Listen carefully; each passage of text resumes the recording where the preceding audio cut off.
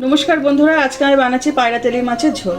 খুব সহজে এটা আপনারা বাড়িতে বানাতে পারবেন, তবে ভিডিওটা আপনারা শেষ পর্যন্ত দেখতে থাকুন। এখানে আমি পায়রা তেলি মাছ নিয়েছি, কেটে ধুয়ে পরিষ্কার করে নিয়েছি। এবার মাছটা আমি নুন হলুদ মাখিয়ে নেব। মাখিয়ে নিয়েছি। কড়াইতে তেল গরম হয়ে গেছে, আমি একটা করে মাছ ছেড়ে দিচ্ছি। মাছটা এবার আমি পাল্টে নেব।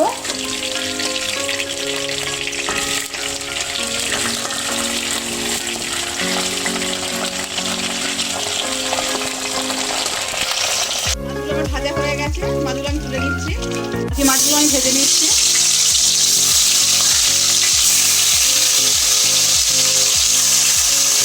মাছগুলো আমি পাল্টে নিচ্ছি।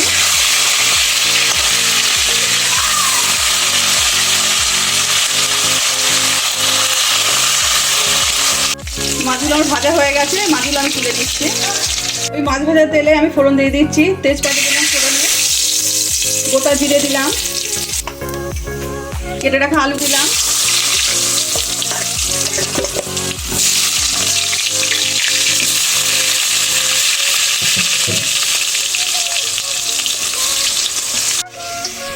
আলুটা আমি হালকা ভেজে নিয়েছি। এবার পেঁয়াজ বাটা দেব।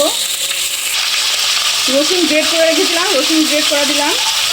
আমি এর মধ্যে আদা রস দিলাম, গ্রেট করে রাখা টমেটো দিলাম, কাঁচা লঙ্কা দিয়ে দেবো। এটা একটু কষিয়ে নেব।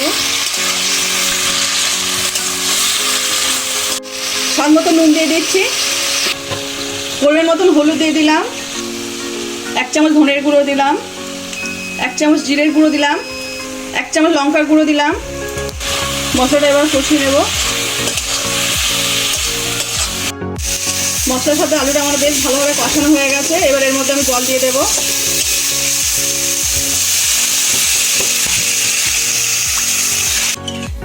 জল আমি দিয়ে দিয়েছি। এবার ঝোলটা ভালোভাবে ফোটার জন্য আমি রেখে দেবো। বেশ ভালোভাবে ফুটে গেছে। এবার এর মধ্যে মাছ দিয়ে দেবো। এবার ঝোলের সাথে মাছটা আমি একটু ফুটিয়ে নেব। তেলি মাছের ঝোল আমাদের একদম রেডি। নামিয়ে নিচ্ছি। আমাদের পায়রা তেলি মাছের ঝোল একদম রেডি। দেখলেন কত সহজে আমি বাড়িতে বানিয়ে নিলাম। আপনারা চাইলে আমার রেসিপিটা ফলো করে বাড়িতে বানাতে পারেন। আজকে আমার রান্নাটা যদি আপনাদের ভালো লেগে থাকে তাহলে লাইক করে দেবেন, শেয়ার করে দেবেন।